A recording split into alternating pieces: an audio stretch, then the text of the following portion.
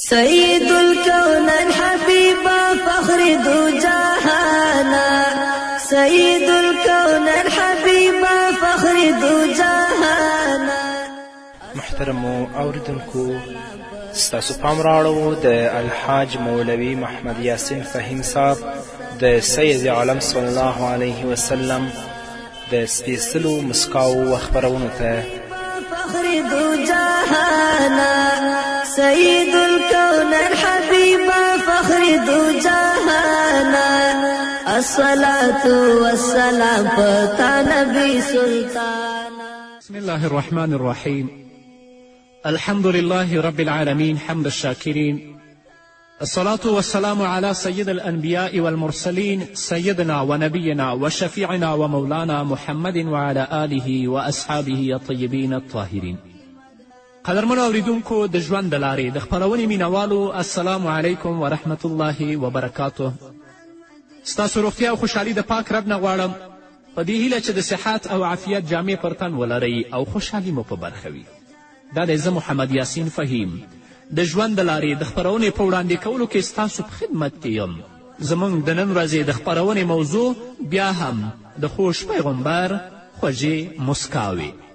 شپږم، رسول اکرم صلی الله علیه وسلم په بدر کې د حضرت جبرائیل علیه السلام په راښکته کېدلو باندې خاندي او مسکا کوي. د بدر په غذا کې د رسول اکرم صلی الله علیه وسلم لپاره د میدان یو لور ته د سایبان خیمې په څیر یوه خونه جوړه کړې شوې وه چې په هغې کې محمد رسول الله صلی الله علیه وسلم او امیر المؤمنین ابابکر صدیق رضی الله تعالی عنه قیام وفرمایه. حضرت ابابکر صدیق رضی الله تعالی عنه فرمایي چې د شپې پر وخت رسول الله صلی الله علیه وسلم ته هیچکی راغلو او بیا په مسکا شو او له بسترې راپاڅېده او بیا یې دا آیت کریمه تلاوت که او د باندې تشریف راوړه سیهزم الجمع ویولون الدبر. ډیر ژر دی چې د هغوی لښکر به ماته وخوري او مخ پر شا به وتنبیږي. نو کله چې حضرت جبرائیل علیه السلام په محمد رسول الله صلی الله علیه وسلم باندې دا وحی راوړي سیهزم الجمع ویولون الدبر، نو رسول الله صلی الله علیه وسلم خاندي او په مبارکو شونډو باندې مسکا خپریږي چې د هغو د مبارکو غاښونو انوار صحابه کرام او ابابکر صدیق رضی الله تعالی عنه ویني. اوم، محمد رسول الله صلی الله علیه وسلم د حضرت جبرائیل علیه السلام په خندا باندې مسکی کیږي. عبدالله بن ریاب انصاری رضی الله تعالی عنه فرمایي چې پیغمبر علیه السلام وفرمیل ما لمونځ ادا کوه او جبرائیل علیه السلام زما تر څنګ تیرېده، نو هغه زما لور ته راولیدل او په مسکا شو. نو چې کله ما د حضرت جبرائیل علیه السلام مسکا او خندا ولیدله، نو ما هم د هغه لور ته ورولیدل او په مسکا شوم. رسول اکرم صلی الله علیه وسلم چې کله د حضرت جبرائیل علیه السلام مسکا او خندا ویني، رسول الله هم د هغه طرف ته ګوري او مسکی کیږي. نن ورځ راشئ د خپلو خنداګانو ته وګورئ چې آیا ستاسو خنداوې تاسو ته دردونه راوړي، تاسو ته آهونه راوړي، تاسو ته فریادونه او مصیبتونه راوړي او په څومره خلکو باندې بدې لګیږي، یا ستاسو خنداوې تاسو ته رحمت، آرام او سکون راوړي؟ زه په دې مطمئنه یم چې زموږ ډیرې خنداګانې به زموږ لپاره د درد او د غم او د مصیبت لامل ګرځي، ځکه چې زموږ ټولې خنداوې بېځایه دي او د حد او د شریعت نه تیرې دي. اتم، کله چې په محمد رسول الله صلی الله علیه وسلم د انشراح صورت نازلیږي، نو د محمد رسول الله په مبارکو شونډو او غاښونو باندې مسکا خپریږي او خاندي. حضرت حسن رضی الله تعالی عنه فرمایي چې یوه ورځ رسول الله صلی الله علیه وسلم په مسکی بڼه د باندې تشریف راوړه او داسې وفرمیل چې هیڅکله به یو عسر یعنی یوه سختي په دوه یسره یعنی په دوه اسانتیاو باندې غالبه نشي، ځکه چې الله فرمایي فإن مع العسر یسرا، ان مع العسر یسرا. بې له شکه له سختیو سره اسانتیا هرومرو وي. نو کله چې محمد رسول الله صلی الله علیه وسلم د خپل پروردګار نه دا خبره اوري چې له سختیو سره آسانی ضرور شته، نو د رسول الله په مبارکو شونډو باندې مسکا خپریږي او د باندې راوځي. ټولو صحابه و کرام او د خپلو محبینو ته دا زیری ورکوي چې هیڅ کله یوه سختي په دوه آسانیو نشي غالبېدلی. د رسول الله مسکا او د هغه خندا پر ځای وه یو زیری به چې د الله له طرفه په رسول الله و، یو نعمت به چې د الله له طرفه په رسول الله او په مسلمانانو و. نو رسول الله به مسکی شه، خندلی به او دا زیری او دا نعمتونه به د نورو مسلمانانو سره شریکول. راشئ ځان وګورئ، خپل کورنۍ وګورئ، خپلې خنداوې مقایسه کړئ. نهم، کله چې په رسول اکرم صلی الله علیه وسلم باندې سورت کوثر نازلیږي نو د رسول الله په مبارکو شونډو باندې مسکا خپریږي او خاندي. د مسلم حدیث دی. حضرت انس رضی الله تعالی عنه فرمایي چې یوه ورځ رسول الله صلی الله علیه وسلم زموږ سره په ناسته کې تشریف درلوده. ناڅاپه په محمد رسول الله صلی الله علیه وسلم باندې یو ډول بېهوشي واکمنه شوه. بیا یې مسکا وکړه او خپل سر مبارک یې راپورته کړ. حضرت انس رضی الله تعالی عنه فرمایي چې موږ ورته وړاندیز وکړو ای د الله رسوله، ستا د دې مسکا او تغییر لامل څه و؟ محمد رسول الله صلی الله علیه وسلم وفرمیل همدا اوس جبرائیل علیه السلام په ما باندې وحی راوړه او په ما باندې سورت کوثر نازل شو. بیا یې دا سورت تلاوت وفرمایه اعوذ بالله من الشیطان الرجیم انا اعطیناک الکوثر فصل لربک وانحر ان شانئک هو الابتر. بې له شکه الله فرمایي چې موږ پر تا باندې له خپلو نعمتونو ډیر څه یعنې کوثر درکړه.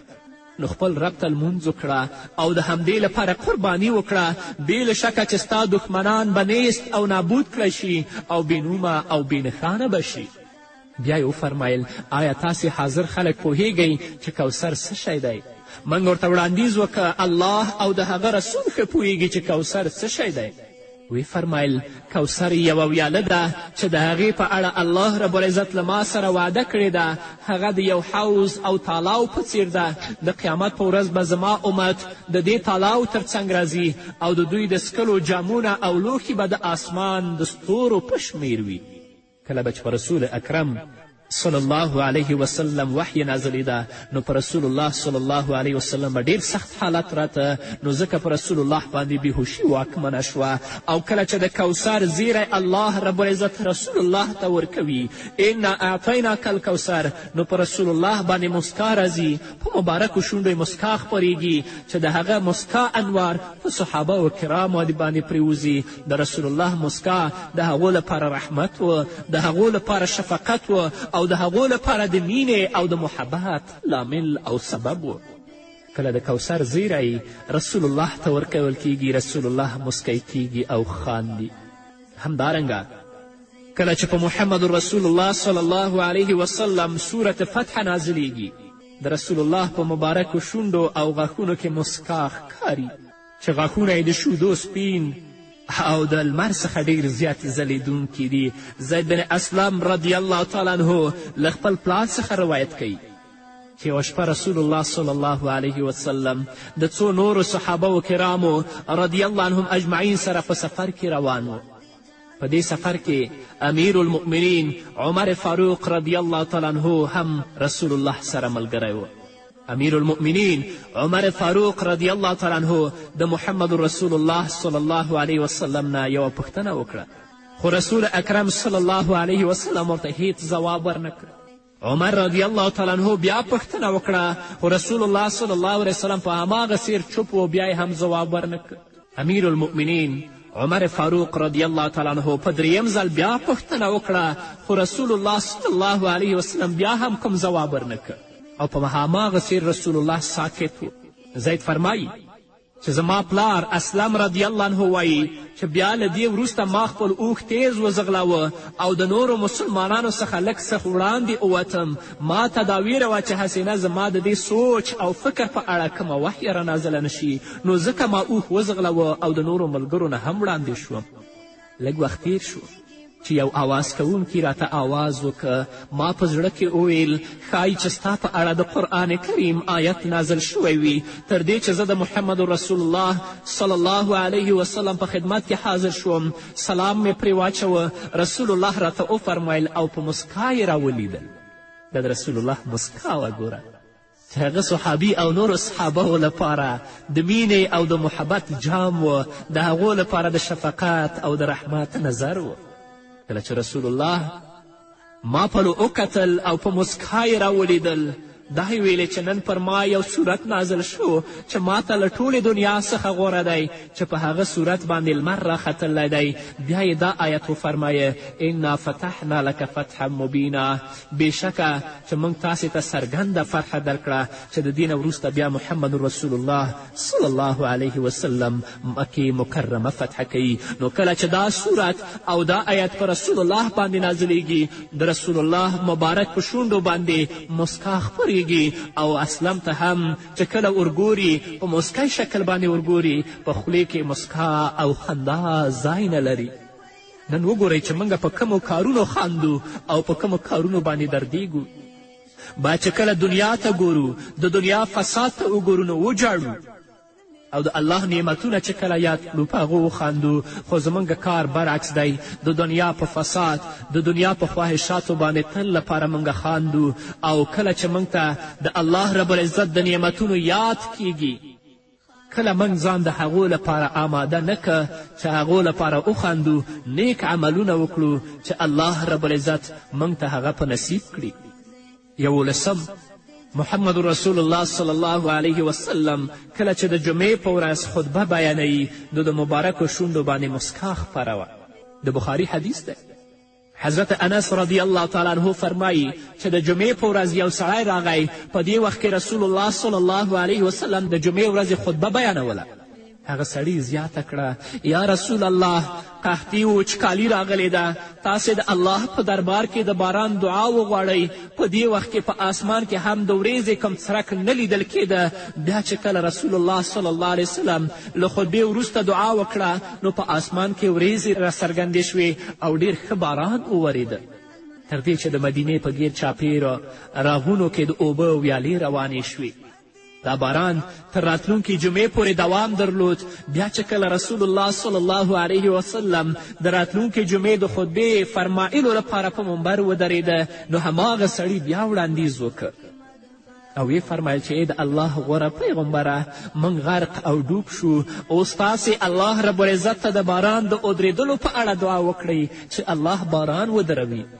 رسول الله صلی الله علیه وسلم چې د ده برعکس خبره واورېده، نو په مسکا شو چې په تیره جمعه کې څه غوښتل او په نننۍ جمعه کې څه غواړي. په مبارکو شونډو یې مسکا خپره شوه. له هغې وروسته رسول الله دا دعا وکړه ای الله زموږ ګیر چاپېره باران اوروه خو پر موږ یې مه اوروه.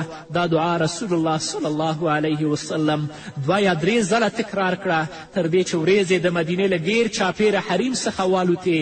باران په نورو سیمو په هماغه څیر په پرله پسې ډول جاري و، خو په مدینې منورې باندې نه ورېدلو. په همدې څیر الله رب العزت د رسول الله صلی الله علیه وسلم دا یوه معجزه څرګنده کړه او د هغه دعاګانې قبولې کړې. څومره خوند به و، څومره مینه به وه، څومره بل عزت به و د رسول الله په مسکا کې. الله دې د رسول الله دیدار او شفاعت زموږ نصیب کړي چې د هغه په مبارکو شونډو باندې د هغه مبارکه مسکا ووینو. قدرمنو اورېدونکو، د خپرونې په دې وخت کې به راشو لنډې دمې ته. دمې نه وروسته زموږ خپرونه دوام لري. ملتیا مو غواړم.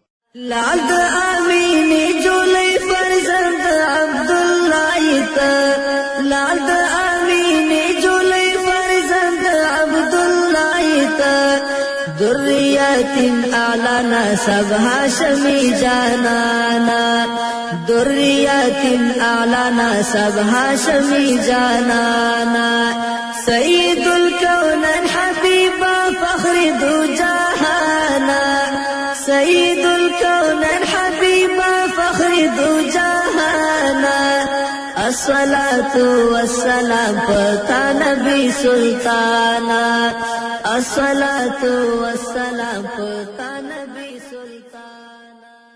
قدرمنو اورېدونکو، بیا هم زموږ سلامونه او نیکې هیلې ومنئ.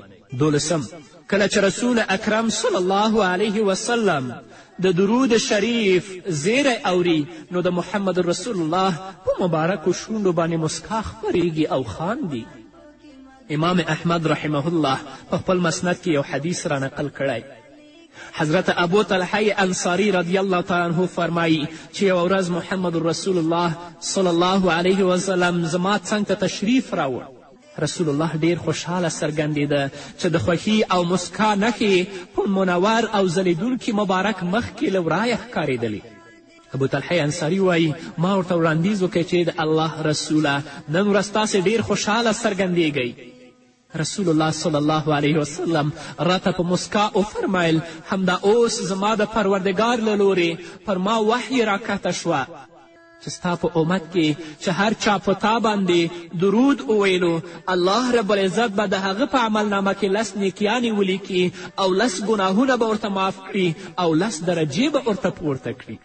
د دې زیري په اوریدلو سره د محمد رسول الله صلی الله علیه وسلم په مبارک مخ کې خوشحالي او په مبارکو شونډې مسکا ښکاري. واقعا څوک چې په محمد رسول الله باندې درود ووایي الله رب العزت به د هغه په عملنامه کې 10 نیکیانې لیکي، 10 ګناهونه به ترې لرې کوي او الله رب العزت به د هغه 10 درجې پورته کوي. په ځانګړې توګه د جمعې په ورځ الله رب العزت دې موږ ته توفیق راکړي چې د دې پر ځای چې موږ هسې په لهو لعبو مجالسو کې اشتراک کوو، خاندو او هلته د خلکو غیبتونه کوو، الله دې دا توفیق راکړي چې د الله په ذکر او په یاد باندې خپله ژبې تازه کړو او د محمد رسول الله صلی الله علیه وسلم ثنا و صفت وکړو او په محمد رسول الله صلی الله علیه وسلم باندې درود ووایو. 14 کله چې انصار راټولیږي رسول الله صلی الله علیه وسلم د هغه په راټولېدلو باندې مسکی کیږي، په مخ مبارک کې خوشحالي او په شونډو یې مسکا خپریږي. بخاري او مسلم یو حدیث را نقل کړی. حضرت عمر بن عوف انصاری رضی الله تعالی عنه فرمایي چې رسول الله صلی الله علیه وسلم عبیده بن جراح رضی الله تعالی عنه د مالیې د اصولولو لپاره د بحرین سیمې ته استولی و. کله چې هغه له جزیې او مالیې راټولولو وروسته مدینې منورې ته راستون شه نو انصارو ته د هغه د راتګ په اړه خبر ترلاسه شو چې عبیده بن جراح سره د مالیې مدینې منورې ته راستون شوی دی. نو دوی ټول د سحر لمانځه د ادا کولو لپاره په جماعت کې له محمد رسول الله صلی الله علیه وسلم سره شریک شول. که څوک راتللم نه خو هغه هم ټول جماعت ته راغلي ول. کله چې رسول الله صلی الله علیه وسلم له مانځه څخه وزګار شو نو دوی ټول له رسول الله صلی الله علیه وسلم سره مخامخ شول. رسول الله صلی الله علیه وسلم چې دوی ټول ولیدل نو مسکا یې وکړه، ویخندل او بیا یې وفرمیل زما فکر دی چې د عبیده رضی الله عنه د مال راوړلو په اړه تاسې ته خبر ترلاسه شوی دی. حاضرو خلکو وړاندیز وکړه هو د الله رسوله. کله چې دوی رسول الله ولیدل چې ټول جومات ته راغلي نو رسول الله پوه شو چې دوی د عبیده بن جراح نه خبر دي چې مال یې راوړی دی. دوی ټول جومات ته راغلي نو د محمد رسول الله په مبارکو شونډو باندې مسکا خپریږي. رسول الله صلی الله علیه وسلم بیا وفرمیل زه ستاسو ټولو ته دا زیری درکوم چې تاسې چې د کوم شي هیله لرئ هغه به تاسو ته ضرور درکول کیږي. په الله قسم ما ته ستاسې خلکو د غربت او تشلاسي ویره نشته، بلکې زه په دې خبره ویرېږم چې تاسې ته به د دنیا ډیر متاع او مال په لاس درشي لکه څرنګه چې ستاسې څخه وړاندې خلکو ته په لاس ورغلی و. بیا به تاسې د دنیا په مینه او خوندونو کې ورډوب شئ لکه وړاندې خلک چې د دنیا په رنګونو کې ډوب ول او بیا به همدا مال تاسې د هلاکت او بربادي لور ته کش کړي لکه څرنګه چې وړاندیني خلک د هلاکت او بربادي لور ته کش کړل. دا و د محمد رسول الله صلی الله علیه وسلم مسکا چې هغه ته د انصارو رضوان الله تعالی اجمعین په راټولېدلو مسکا ورځي او خاندي. 14 رسول اکرم صلی الله علیه وسلم چې کله حضرت انس رضی الله تعالی عنه ماشومانو سره ویني نو په مبارک مخ کې خوشحالي او په مبارکو شونډو یې مسکا خپریږي. د بخاري او د مسلم حدیث دی. حضرت انس رضی الله تعالی عنه فرمایي چې د رسول الله صلی الله علیه وسلم سپیڅلي اخلاق د ټولې دنیا د انسانانو لپاره یوه بېسارې بیلګه وه. د هغه اخلاق تر ټولو خلکو زیات غوره ول. یوه ورځ زه محمد رسول الله د یو کار پسې ولیږلم. په لاره کې زه په یو څو کوچنیان وتېرېدم چې له یو بل سره یې لوبې کولې. زه همالته د دوی په ننداره شوم. لږ وخت وروسته رسول الله صلی الله علیه وسلم زما څنګ ته تشریف راوړه او زه یې د شا له لورې له خپل مخ څخه ونیوم. ما د رسول الله صلی الله علیه وسلم لور ته مخ واړوه چې یوه خوشحالوونکې مسکا یې په مبارک مخ کې ځلېدله او په مسکا یې راته وفرمیل ای اونیسه، دا د محبته وایي، ای اونیسه آیا ته هلته تللی وې کوم شي پسې چې ما هستولی وې؟ حضرت انس رضی الله تعالی عنه فرمایي ما ورته وړاندیز وکړې د الله رسوله دا دی اوس ځم. اخو د ماشومانو لوبو ته کتل د رسول الله وینا او کار هیر شوی و. انس رضی الله تعالی عنه فرمایي ما د محمد رسول الله صلی الله علیه وسلم 9 کاله او 10 کاله خدمت وکړه. په الله قسم چې رسول الله صلی الله علیه وسلم په دومره موده کې ما ته دومره قدرې هم نه وویل چې دا کار دې ولې داسې وکړه او یا دا کار دې ولې داسې ونه کړه. دا د رسول اکرم صلی الله علیه وسلم عادات او اخلاق ول. الله رب العزت دې موږ ته هم توفیق راکړي چې د رسول اکرم صلی الله علیه وسلم او د هغه صحابه و کرامو په نقش قدم باندې قدم کیدو. په دې کې کامیابي د قدرمنو اوریدونکو په بل څه کې کامیابي نشته. 15 کله چې رسول اکرم صلی الله علیه وسلم ابابکر صدیق او امیر المؤمنین سیدنا عمر فاروق رضی الله عنهما ویني نو رسول الله د دوی په لیدلو باندې مسکی کیږي او خاندي. د ترمذي حدیث ده. انس بن مالک رضی الله تعالی عنه فرمایي چې رسول الله صلی الله علیه وسلم به چې کله په یوه ناسته کې تشریف درلوده په هغې کې به انصار او مهاجرین دواړه شامل ول. نو له عمر رضی الله تعالی عنه او د ابابکر صدیق رضی الله تعالی عنه څخه پرته به هیچا نشوی کول چې د رسول الله صلی الله علیه وسلم لور ته له حیا سترګې ورپورته کړي. دوی دواړو به چې کله د رسول الله صلی الله علیه وسلم د مبارک مخ دیدار کوه نو مسکی کېدل به. رسول الله به هم د دوی په لیدلو مسکا څرګندوله. صحابه سره د رسول الله صلی الله علیه وسلم د شان دومره قدر او عزت و چې په کم مجلس کې به رسول الله ناست و صحابه و کرامو به له حیا نه رسول الله صلی الله علیه وسلم طرف ته سترګې نه پورته کولې غیر د ابابکر صدیق او د عمر نه. خو کله به چې دوی دواړو مبارکانو رسول الله ته کتل دا دواړه به مسکی کېدل. نو رسول الله به چې دا دواړه مسکی ولیدل رسول الله به هم په مسکا شو. الله دې موږ ته توفیق راکړي چې د رسول الله صلی الله علیه وسلم د ژوند او د مسکا په خپل ژوند کې عملي کړو تر څو چې الله موږ ته عزت د دنیا او آخرت را په برخه کړي. په همدې هیله قدرمنو اورېدونکو دا وه زموږ د نن ورځې خپرونه چې ستاسو درانه حضور ته وړاندې شوه. تر بلې خپرونې پورې چې زه بیا هم ستاسو درانه حضور ته راځم تاسو ټول په پاک رب سپارم. پاتې ژوندم نیکمرغه، ښاد، بریالي او کامیاب. تمرا رحمتونه راحتونه دې راوړي تا، تمرا رحمتونه راحتونه دې راوړي تا. مرحبا ای مصطفی قربان دل احسانا، مرحبا ای مصطفی قربان دل احسانا. سید الکونین حبیبا فخر دو جہانا، سید الکونین حبیبا فخر دو جہانا. الصلاة والسلام پتا نبی سلطانا، الصلاة والسلام پتا نبی سلطان.